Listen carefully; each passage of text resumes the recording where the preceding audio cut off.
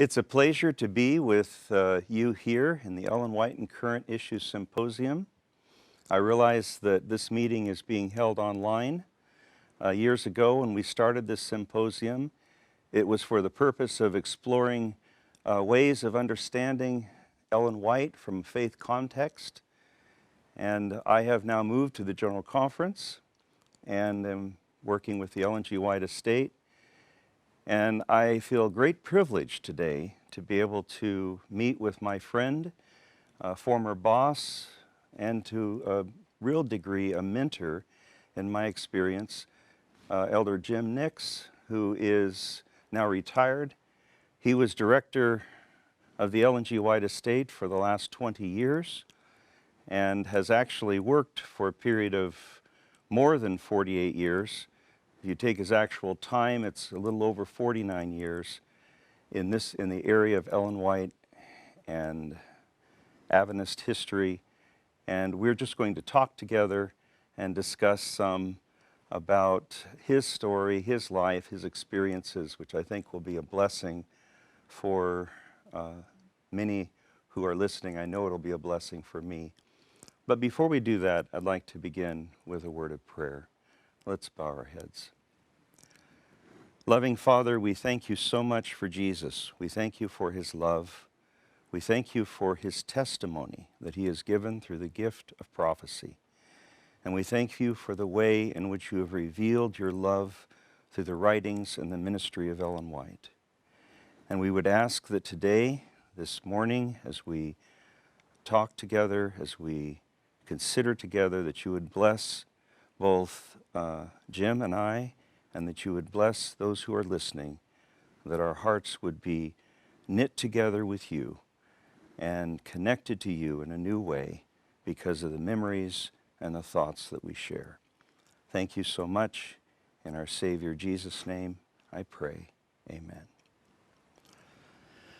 Well, Jim, it's been a pleasure to work with you for quite a number of years. And let's be careful about how many. we'll not overemphasize that. And we have had many research trips together looking for early Adventist sites. We've worked on projects together.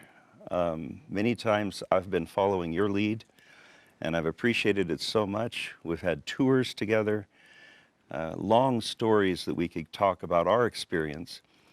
But what we'd like to do today is to just hear a little bit of your recollection of your experiences down through the years, of things that I think our hearers would be interested in knowing about.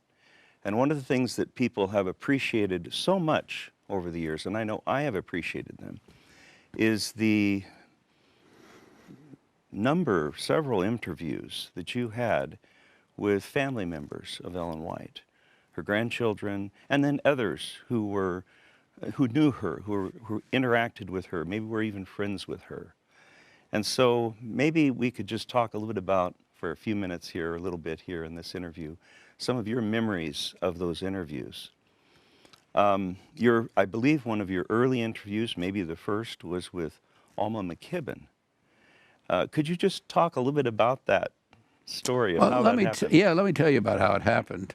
I was a student at what was then La Sierra College in Riverside, California, and we had a week of prayer speaker, Dr. Lewis or Pastor Lewis Venden.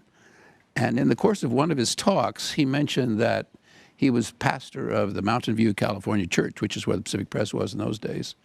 And he said on Sabbath, there was an elderly lady that was a member of his congregation. On Sabbath, as he was preaching, she would sit in the congregation going like this. And once in a while, she'd go like this. And he said he knew when she went like this that he had made some kind of a theological blunder, and it would serve him well to have a pastoral visit with her. I don't remember exact wording, but to go see her that following week to find out how he had goofed in his theology that he had been preaching. And then in passing, he said, and she knew Ellen White and Jan Loughborough and S.N. Haskell. He may have mentioned a few others. I don't remember. Those are the names I recall after all these years. I mean, this was about 1966 or 67. Mm-hmm. And so I don't know why, growing up in California, I was born in California and raised in California, it never had dawned on me that now 52 years after EllenWhite's death, there would still be elderly people around that I could go talk to that remembered her. And so I decided I better go, I need to go see these people and meet them and see what they could tell me. Because I was interested in history. I was a theology major and history major, double major in college. So I remember going up to Pastor Venden. I happened to see him in the dining hall, or the commons, they called it. And he was standing over to one side. So I asked him if he had her address, if he could tell me where she lived in Mountain View. And right off the top of his head, he gave me the address. And I thought, he's been there a few times. Now, that was my irreverent sense of humor. But anyway, so I decided the next break I'd go see her, which I did. Now, to give you just a little insight into my own personality, because I'm really quite shy. I've gotten a little bit better, but I still haven't gotten completely over it. So I remember driving all the way from La Sierra up to Mountain View, California. For those that are from outside the United States and don't know where that is, Mountain View is just a few miles south of San Francisco. And maybe you've heard of that city. So I drove up there, had the address, found the place, no problem.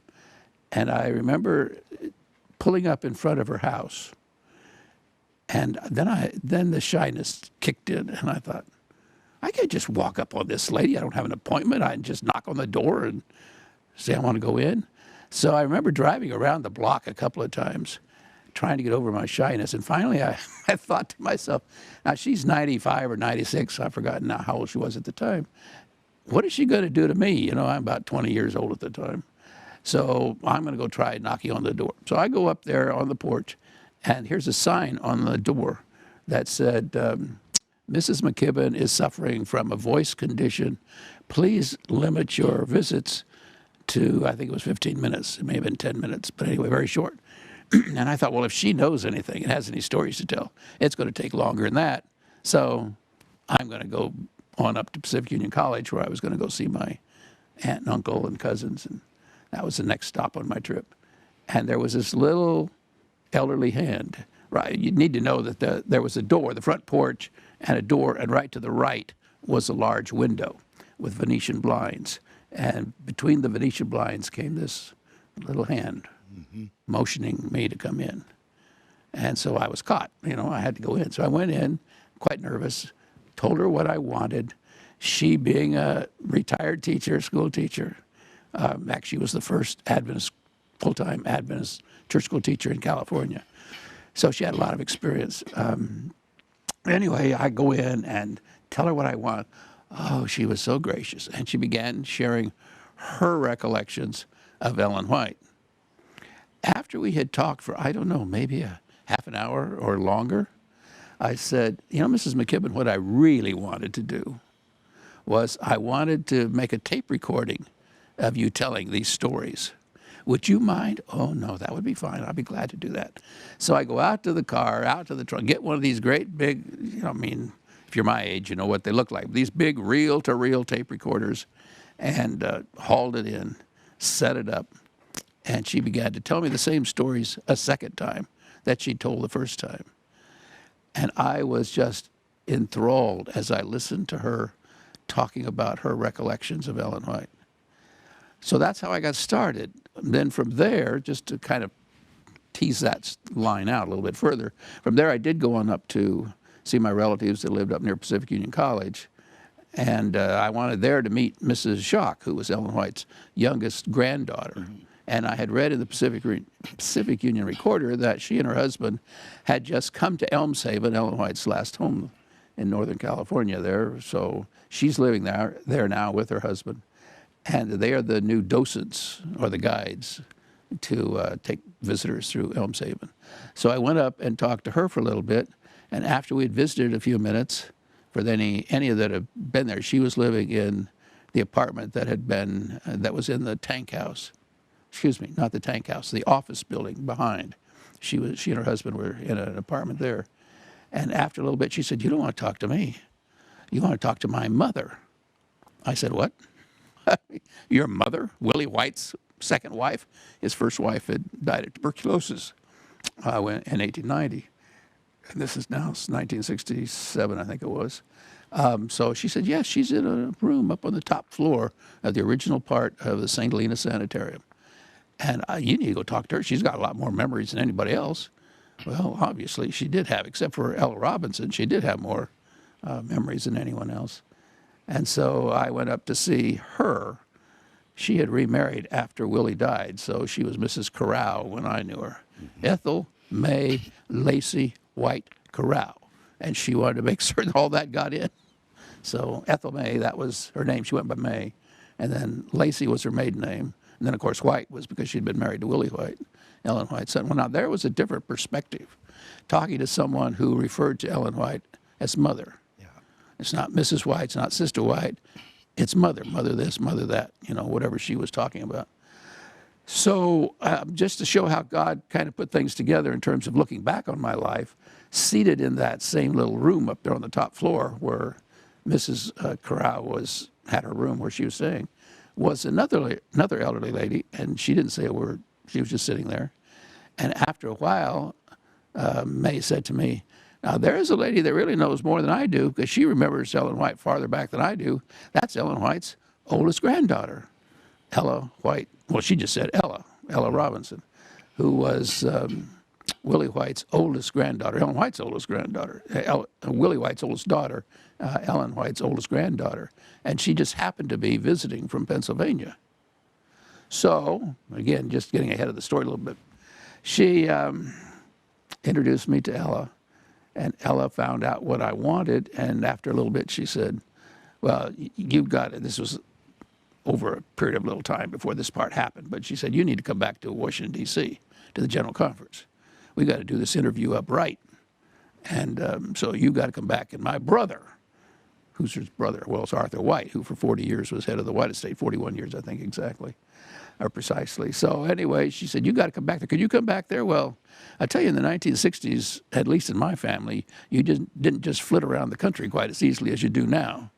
So anyway, I worked it out to drive back there and did a recording, which the White Estate and the Ministerial Association circulated. And I still, when I listened to it, I should probably put I will. Why not? I'm retired. What's going to happen now? When I listened to it, I was so nervous. And here, Mrs. Robinson, Ella, she's an elderly lady with a high-pitched voice. And she's asking her questions, and I am so scared. I'm responding with, yes, Mrs. Robinson. So when I listen to it now, that tape, I'm very embarrassed. But anyway, that's how I kind of got started in all this. The Lord, looking back on it, I can see how the Lord opened doors. I didn't realize at the time how it was all going to come together in my life, but it has been such a rich experience. And my view of Ellen White is so different than many people because, though obviously I never met Mrs. White, I met several people that knew Mrs. White, others besides just members of the family. And the picture of this warm, loving person, I mean, it's just so overpowering for me to realize what a genuine person she was. And I remember one time I was interviewing Ellen White's grandson, one of her grandsons, Arthur White, and his sister, Grace, that I've already mentioned, that was the caretaker at Elmshaven for several years. And I was kind of pushing him a little bit in this interview. I mean, we were doing a taped interview. And I was pushing him a little bit about, was it really as good as you're trying to paint it as being?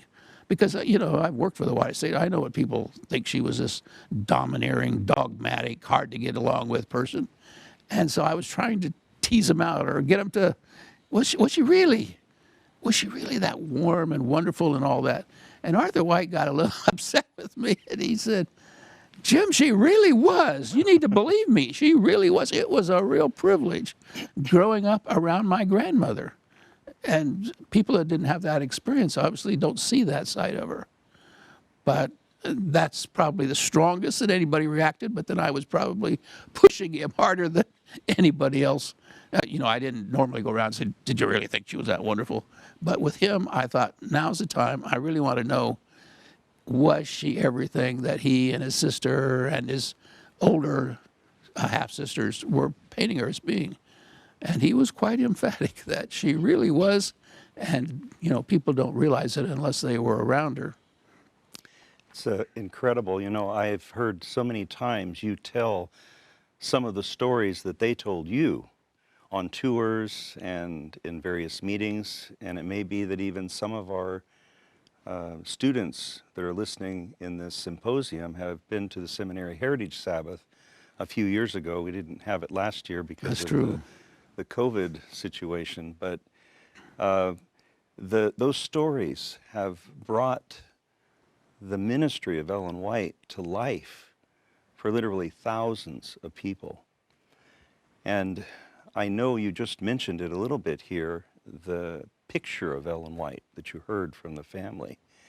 But maybe elaborate a little bit more. Is there any part of Ellen White and who she was that interfaced maybe with something you've read that just makes her more rich for you because of the interviews that you've done and the interactions that you had with her daughter-in-law and grandchildren?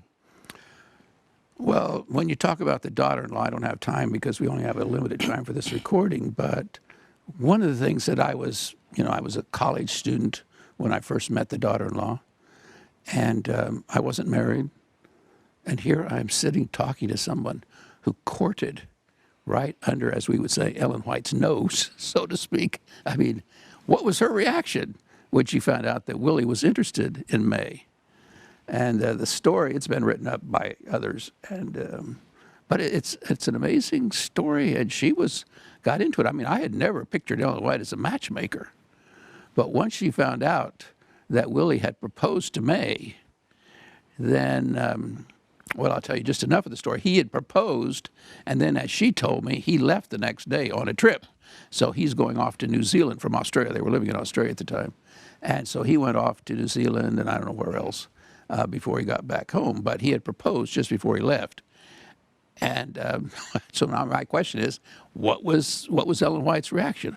And of course, she later married Willie, so she always referred to her as mother, as I mentioned. But it was mother. Mother was the best ally that Willie could have had. When I would come in, because she was a student, May was a student working at the school, and she'd come over in the afternoon and was helping to work off her school bill and stuff. So she did some stuff for Ellen White at Sunnyside, or Ellen White's home in Australia. And she said, as soon as I'd arrive, Mother would start in on me. Have you made up your mind yet? Why wouldn't you want to marry Willie? You know, Willie would make a wonderful husband. And on she'd go. See, I never pictured that side of Ellen White. I had kind of grown up around some people, fortunately not my own family, but some people, who made it sound to me like Ellen White was kind of anti-courtship, anti-love, anti-any of that kind of stuff. And here I'm talking to somebody who has been proposed to by Ellen White's son, and I'm finding out, no, Ellen White's the opposite. She's like a lot of people. What have you made up your mind yet? Why wouldn't you want to marry Willie? What's going on? What's your hold up here? She didn't use it quite that language, but that was the idea. And I'm amazed, pleasantly amazed, but I'm amazed. That was not the way I pictured Ellen White at all. And she wanted to have grandsons too. Oh, well, that's something else. She wanted grandsons. And actually, she named the four boys when they were the grandsons, the twins, the two boys, when they were born. She named them for her four sons. So she named one of the twins Herbert Clarence White. Herbert, of course, took care of little John Herbert, the youngest, and Clarence was the father's middle name, William Clarence White. And the other one she named James Henry White. James, of course, took care of the father. Ellen White's husband, right. And James Edson, son number 2, and Henry was son number 1, Henry Nichols White, the oldest. So in those two little boys, she got all 4 of her sons and her husband's name, plus May's brother's name also. He was Herbert H. Camden Lacey, Herbert Camden Lacey, Professor Lacey. So, that's just the kind of thing that you would expect. Well, how are we going to name these kids? Well, they didn't have names. I guess they probably didn't realize they were going to have twins back in those days. So they weren't prepared for it. So she said, well, could I name them? And they said, sure. She said, Mother wanted to know if she could name them. Yeah, we said, sure, go ahead. So that's what she came up with. And she apparently was a very warm and loving grandmother. She bought them a little wagon. They would play around Elmshaven there, hauling their little wagon and going out dig stuff in the garden, et cetera, and put it in their wagon and haul it back for Grandma and this kind of thing. I mean, she's just a typical grandma as far as they were growing up around her. And yet they, like Grace told me, she said, we always knew that Grandma's writings were special. We knew, even though when we were very young, we didn't know all the ramifications, everything that we later learned, but we knew that she was special. And but I mean, there's another little story that I think is cute, probably a lot of people have heard, and that is after she bought Elmshaven, there was no writing room on there, and she needed a space to write. So she built a writing room on the second floor above the kitchen. And there was a little back stairway that went up into the writing room. Now, she, being busy, could not just be interrupted all the time. And people would come and they would want an interview with EllenWhite. And unless you had an appointment, just don't count on it. You didn't get in. I mean, she could not just be interrupted all the time. However, she was a grandmother. And that rule was supposed to apply to the grandkids also. Don't come mess with your grandmother. Don't interrupt her. She's busy. But Grandma had her own ideas. So there was, as I mentioned, there was this little stairway that came up from downstairs by the back door up into the writing room. And they had worked out, the grandkids had worked out with their grandmother, this little sign that if they would go up that stairway, stand at the top of the stairway, look across her writing room to where she was seated in her writing chair. She would see them over there. When she got through writing the thought that she was working on, she'd lay her pen down, and that was the sign they knew. They could run across, jump up in her lap. She'd give them a big hug and a squeeze and a kiss and talk to them briefly about whatever, you know, if there's new chickens that had hatched or whatever. I mean, she used to have some sayings, and one of them was, your name is White. You must always keep it that way. And another one that she used to tell her grandkids was, there's a heaven to win and a hell to shun. Now, those were not unique with her. That certainly was not a unique saying. But it's one that they remembered her saying to them. So anyway, they would be in there for just a few minutes, play. The lady that was in charge of the house, whose name was Miss McInturfer, Sarah McInturfer, she was the one that guarded the front door. And you didn't go in unless you had this appointment already set up. But she didn't know what was going on in the back door. So I've chuckled more than once because the grandkids and Grandma, EllenWhite, they'd worked this deal out, so they just completely bypassed Sarah. She's out there in the front part of the house, protecting everything, doing whatever she's supposed to be doing, and the kids are sneaking in, the grandkids are sneaking in the back, going up the stairs, having this brief little interview. Oh, they didn't want to spend a lot of time with Grandma. They were just kids. They wanted a hug and a kiss, and they loved their grandmother, and back downstairs, and out they'd go to play or whatever their assignment was if they had chores to do. And guess what? Everybody's happy. Grandma's happy. She got to see her grandkids. The grandkids are happy because they got to see their grandmother. And Sarah's happy because she doesn't know anybody has done anything, and so she thinks she's doing her job well. So it worked out for everybody. And EllenWhite had a good experience because she got to see her grandkids. That's what I said, yeah. So she got to be with her grandkids. So she was happy. But that was typical EllenWhite. She was a well-rounded person. She liked, I just read this recently in some letters. We had, we had some tapes at the White Estate that had never been transcribed, recordings of different people that had known EllenWhite, that had lived around Elmshaven.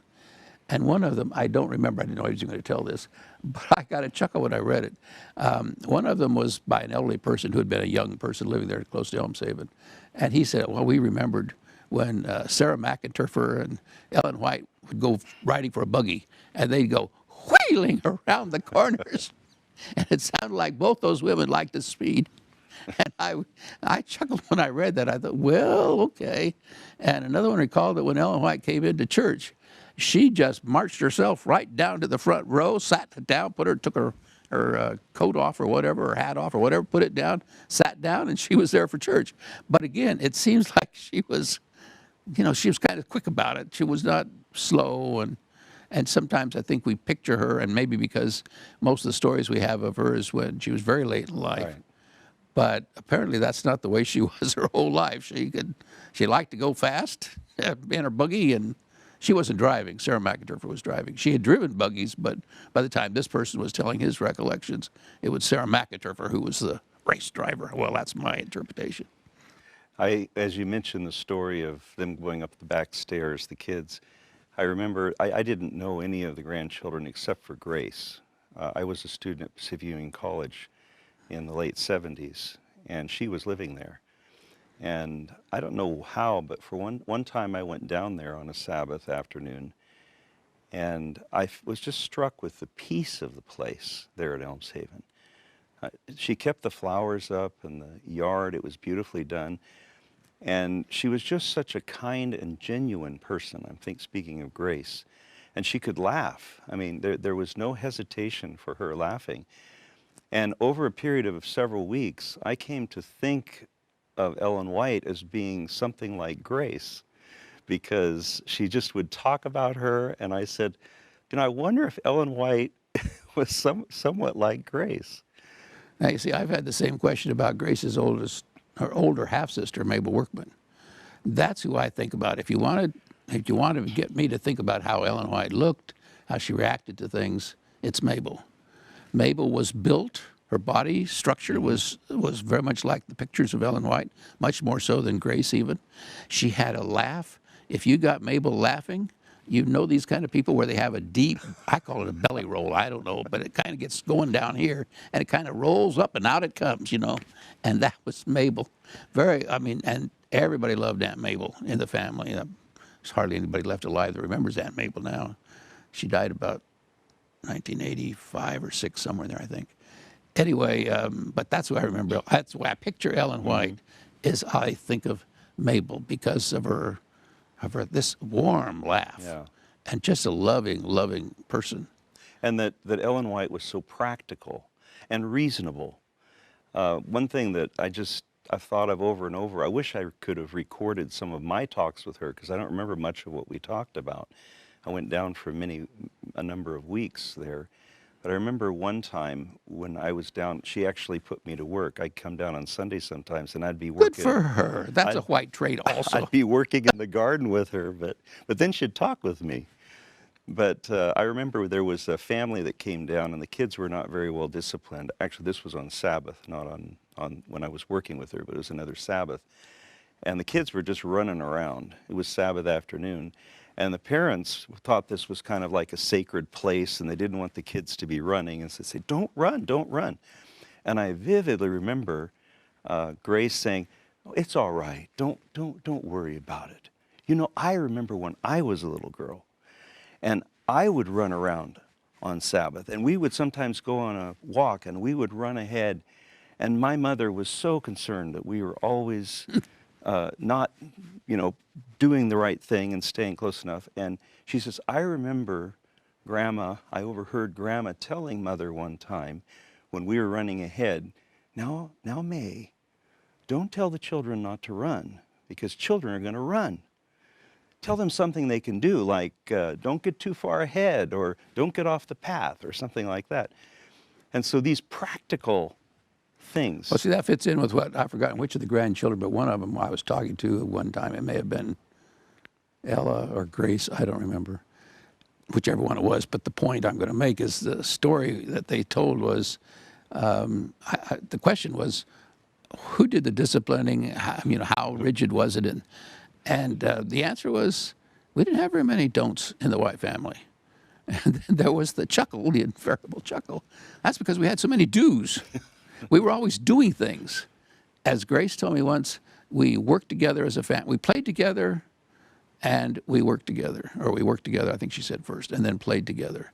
It was a family thing. So everybody would get up in the morning, go out in the garden, and then later play. EllenWhite gave land when she bought Elmshaven. She gave some property so that her boys, or grandsons, not really her boys, but her grandsons, could have a ball diamond. She was not against playing ball. She was against competition, but she was not against the simple playing of ball ball games. She also had a little piece of land where they built a playhouse for Grace.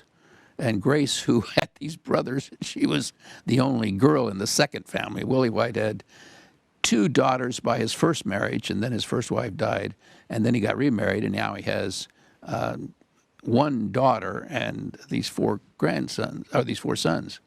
And Grace told me the brothers, they knew they were not to come into her house, except if, I mean her little playhouse, except if she gave them permission. She was queen of that. She didn't say I'm queen, but that's the way it came across. I'm queen of this place, and when I give you permission, you can come in. However, others in the family told me everybody idolized Grace. I mean, they just doted over her. They loved her. She was a very warm person, as you know. You met her. So it was not, it wasn't a bad relationship between her brothers, but you stay out. You haven't been invited in today. This is mine.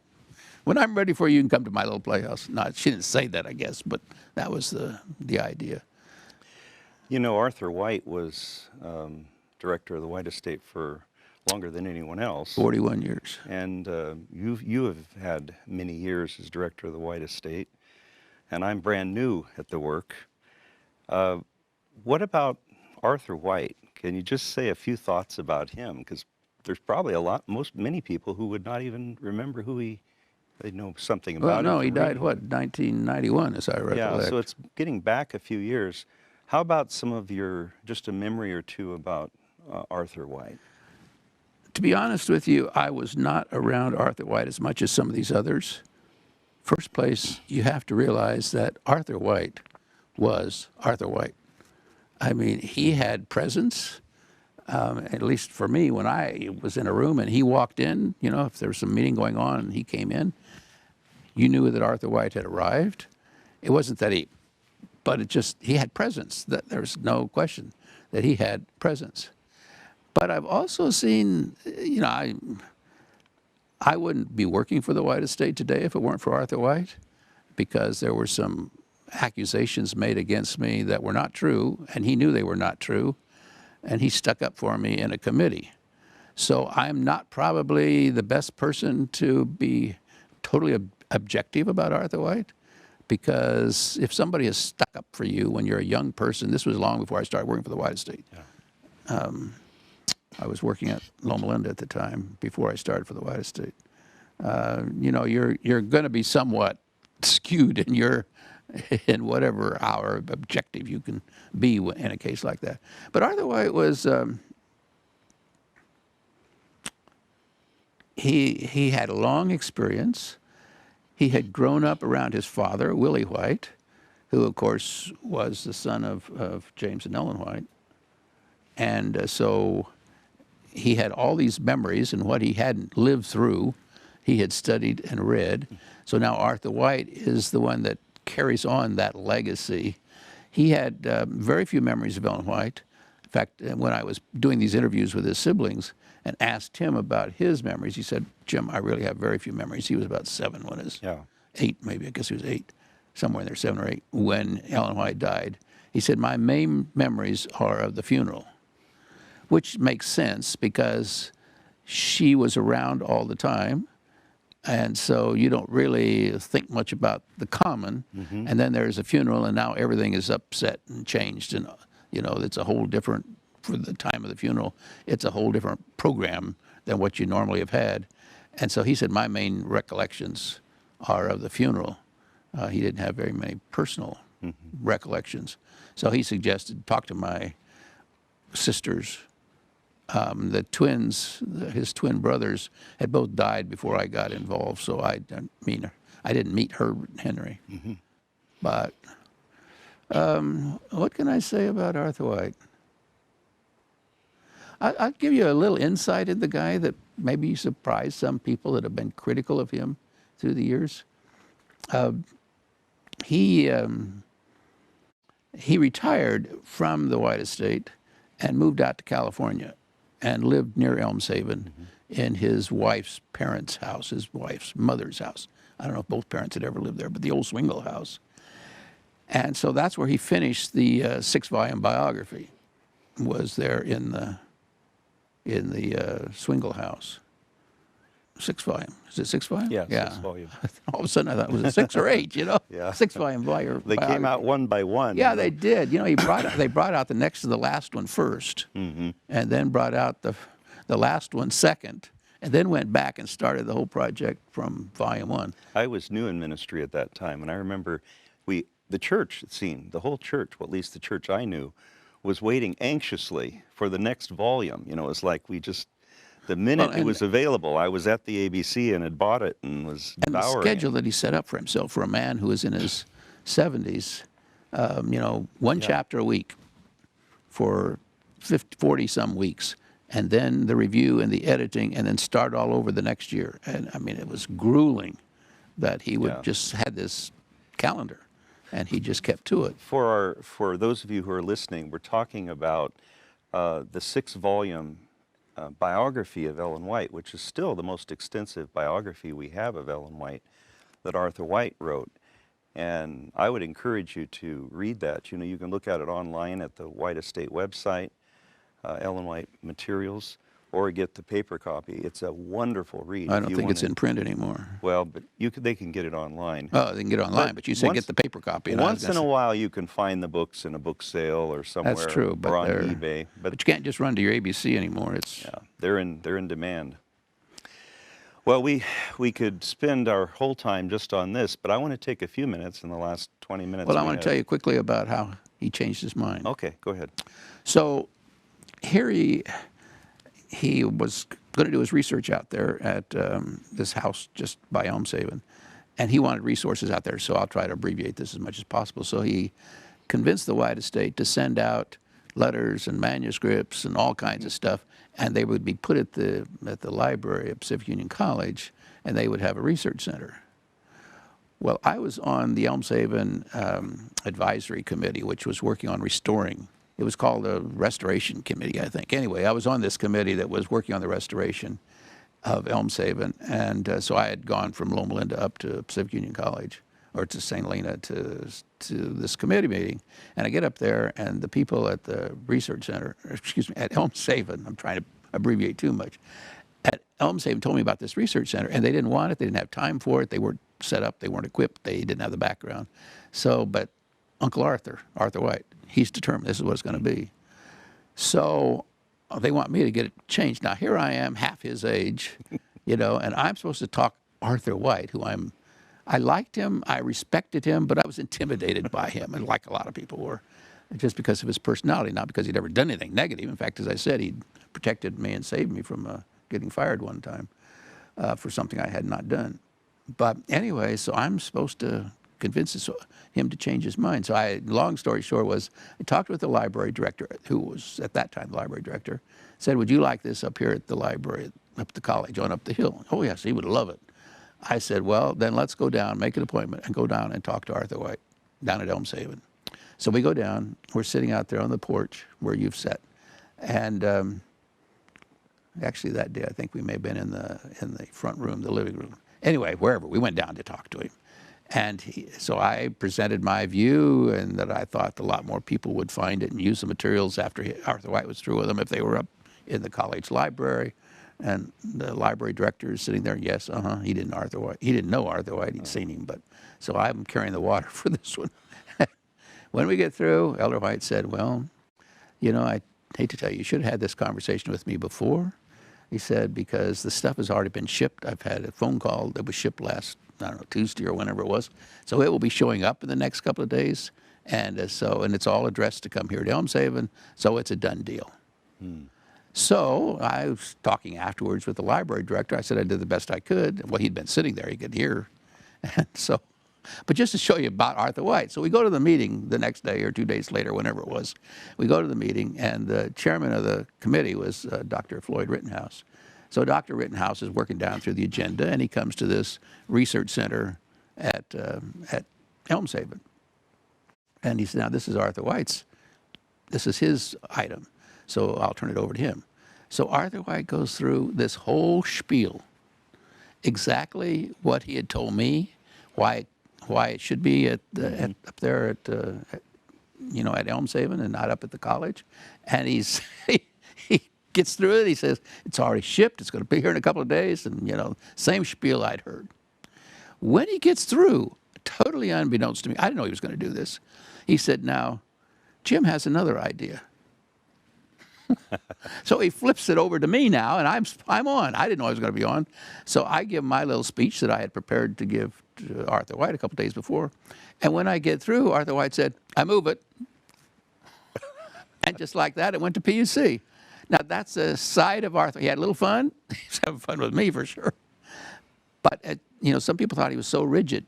When he could see something that was better for the church, he knew that this was going to be helpful for him while he was doing the work on the biography. But once that was over, they weren't going to ship all the stuff back east, and it probably would just sit if it was at Elmshaven or get very little use. Yeah. So that was a thing about Arthur White that I respected, is he was not as inflexible as some people think. Now, I've seen the other side of him too, but we all can be stubborn. I can be stubborn. Just ask my wife. All right, you want to go talk about something else? Well, we don't have long to cover the whole thing, but it would be unfortunate to not spend a little time talking about Adventist Heritage Ministries, or as it was originally back, Adventist Historic Properties.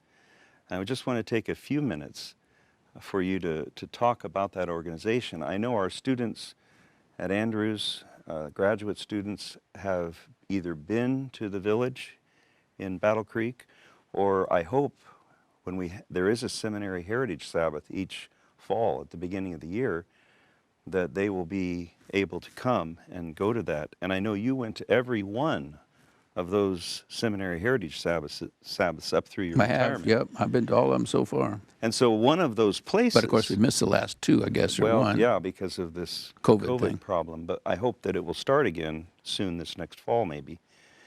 Or if things are possible, we'll have to see what happens. But so the students have some connection with Adventist Heritage Ministries. Talk a little bit about that. I don't know what you can share in a brief way. Maybe something about how important this was and how God led in its beginning and how He's used it maybe over the years. Just what comes to your mind on this? Well, obviously a flood of things comes to mind because I've been with it from the beginning. Right. As far as how it came to be, there was a friend of mine who's now deceased, but there was a friend of mine. Well, he wasn't a friend at the time because I never met the man. But I received a phone call one day while I was working at Loma Linda, and it went something like this. My name is Duff Stoltz, and I've been told that you're the only person that could help me, and so I'd like to talk with you. Well, if you get a phone call from somebody you've never met who said, you're the only person that could help me, you're curious, He got my curiosity. And I said, well, what's that? What's going on? And he said, well, the Deacon John White house, James White's parents' house, which is right across the street from James and Ellen White's house, it's going to be torn down next week. The city of Battle Creek is going to destroy it because it's in such terrible shape.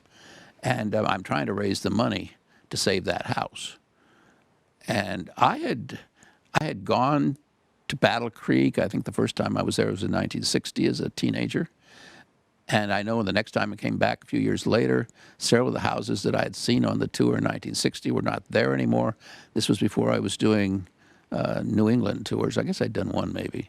But I wasn't aware of what was happening so much with the New England sites. But I did know that some of the sites were gone in Battle Creek. And I thought, we've got to protect a little bit of our history. But what do I know? I know nothing about this. I don't have a clue how to do it. And so what can I do? I can't do anything. I'm out in California, and this stuff's all in Michigan or in New England. But the Lord has ways of bringing people around that can help you when you don't know. Duff and I used to laugh sometimes and say, we were long on enthusiasm but short on knowledge. We both were gung-ho that we needed to protect these things. Neither one of us had a clue what to do. But God brought along people, and so we have the organization we have today where we own not just the 3 blocks in the village, but the Miller Farm and the Hiram Edson Farm, both in New York State, and Joseph Bates Boyhood Home in Massachusetts. And, we don't have time to go into some of the stories, but to talk about the impact, I don't know how much time we really have, but I wish I could tell you about some of the impact. I remember on a tour that I was leading, I don't think this is one you were on, because we've led tours together, and I don't think this happened on a tour where you and I were leading it together. But it was a pastor's tour, and there was this elderly minister who was, elderly, he's younger than I am now, but he looked elderly to me at that time.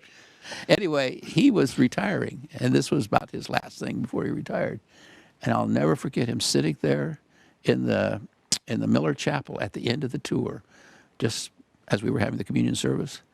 And with tears, he would say, if only I could have gone on this tour years ago, it would have made such a difference in my ministry. And I've seen young people, their lives changed, college students, because I've been privileged to lead some tours for college students. And I've seen, there was one big fellow, he was physically large, and he broke down and just started weeping and praising the Lord that you've shown me that EllenWhite was your prophet and this is your true church. He wasn't even an Adventist, but he was going to that particular school. I don't want to get too close because I don't know, he may see this someday. I don't know what he's doing now. I think he went into the ministry. So anyway, I've seen some miraculous stories like that, things that have happened that you can't just say, oh, these are historical buildings. In fact, I've told people through the years, if you just want to restore an old building, go join your local historical society, because every historical society, almost in every community, is trying to preserve the oldest house in the city or the oldest church or the oldest something. So go join your historical society if you just want to restore buildings.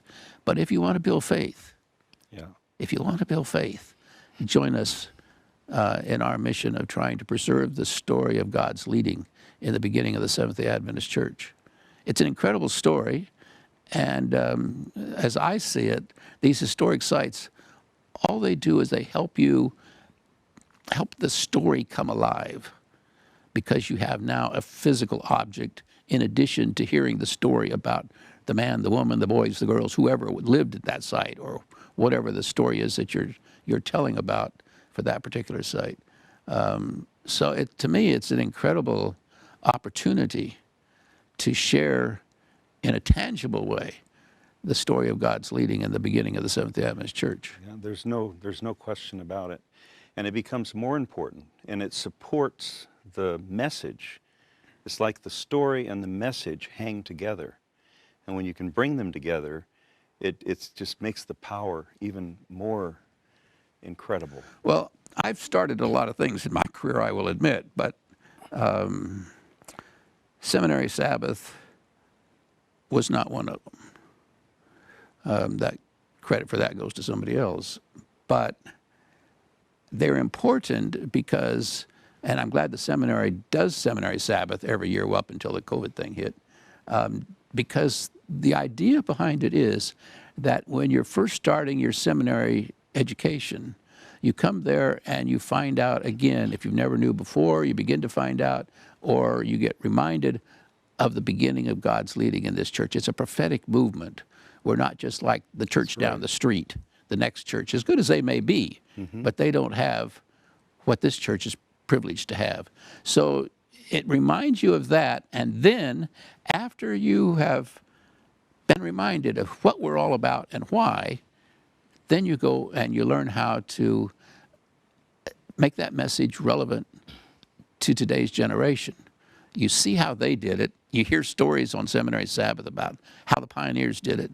Now you go out and you interpret that and you adapt that to making things relevant for us today. I think I hope that they don't ever stop it once they can start it again. I don't know what, future deans, they can do whatever, but I'm glad the current dean, the first dean that had it, and now the current dean has continued it, and I hope that whenever he goes to wherever he goes next, that his follower will keep it going. I think it's a beautiful combination of reminding us why we're here and what we're all about, and actually walking in the footsteps of the pioneers there in the village in Battle Creek, and then going back and getting educated about how we adapt this message and share it today. And it's nice because the seminary students, you have the opportunity to not only go to Seminary Heritage Sabbath and see the village, but at least, and I missed this, for about a decade, we had a study tour, which was a class that would go to the other sites, and not just the Adventist historic properties or ministry sites, but other sites as well. And I know that the plan is to continue. Of which 3 of them were Adventist historic property. Right. I just wanted to throw that in. We don't want to miss that. And those would be places we'd dwell, like at the Miller Farm and the Bates Home now, which is a wonderful new site that's building, and the Edson Farm, where you can understand better the development of the sanctuary message.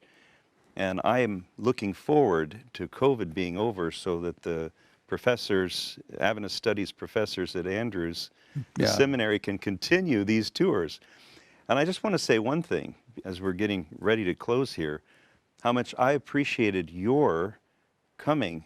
I think except for 1 year, maybe it was 2, but at least maybe when you absolutely had no other alternative, but you were with all of the other tours that we had. You met us at the Miller Farm.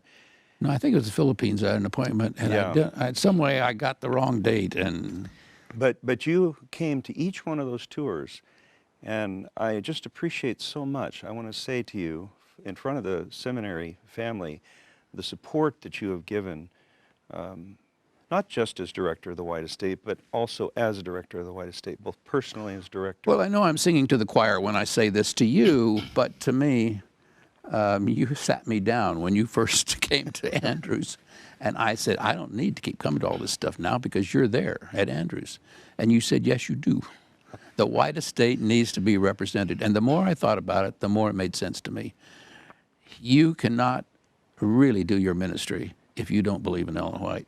Yep. We can have these discussions in the church about whether you have to believe in EllenWhite and all that kind of thing. But if you're a Seventh-day Adventist pastor and you want to fully experience the blessings that come with being a Seventh-day Adventist minister, you need to be a strong believer in EllenWhite. And anything that the White Estate can do, even if it's just the presence of the director, to let you know we care and there's a face behind that mailing address or that email address that you can contact, to me is important. And you sat me down and you talked to me pretty straight about that, and you convinced me. Now I'll tell you the same thing. You better listen to your own speech. Roll that tape again, brother. Listen to your own speech. Well, in a way, this event, my being here at the invitation of Dr. Kaiser and Dr. Hernandez, is trying to follow in your footsteps on this. Follow your advice through my footsteps and back to you. Well, we only have a couple more minutes, and I think I appreciate how you've shared just these few thoughts on the importance of Adventist ministers, Adventist workers, really understanding EllenWhite and appreciating her ministry and being personally blessed by it, and then being able to integrate her prophetic work, her writings in their ministry. And I think, in a way, this interview, in my mind, is praying that God will make that happen in just one more way for those who are leaders and will be leaders in the Seventh-day Adventist Church as pastors. And you know, you go on from being pastors to leaders in other ways in the church. And those of you that are listening right now to this interview, God's going to use you in the future. And what happens in your life as it relates to your understanding and your appreciation of EllenWhite and her prophetic ministry in connection with the Adventist mission and message will make all the difference in the world. And I just pray that God will particularly bless you. And I know I want to close telling my this favorite story. And that Please, let's do. I was asking EllenWhite's oldest granddaughter one time, Ella, what her favorite recollection was. She was 33, I guess, something like that, when EllenWhite died in 1915. And she said, well, that was easy. And I don't have much time, so let me abbreviate it. EllenWhite was preaching, and on this particular Sabbath, she was talking about the matchless love of Jesus for all of us. And right in the middle of the sermon, Ella said her grandmother stopped. And she said she looked up as if she were looking right into the face of Jesus in heaven. And she said, oh, Jesus, how I love you. How I love you. How I love you. Yeah. That summarizes for me EllenWhite's life. And that also, for Ella, was her favorite memory. Yeah. Oh, Jesus, how I love you. How I love you. How I love you. What a legacy we have to share. Amen. Jim, would you, I started with prayer. Would you have a little prayer for us as we close? Sure. Our Father in heaven, I want to thank you for the chance that we had these few minutes to reminisce about EllenWhite and the impact that she's had on our church. I pray that you'll be with all those who may listen to this video interview. Bless them, guide and direct them, and help them in their future ministry. Thank you, Lord, for hearing our prayer and for giving us the privilege, the opportunity to work with you towards finishing the work so Jesus can return. I pray in Christ's name. Amen. Amen. I pray that God will bless you as you continue with this EllenWhite Issue Symposium, and it's been a great privilege for Jim and I to be with you today. God bless.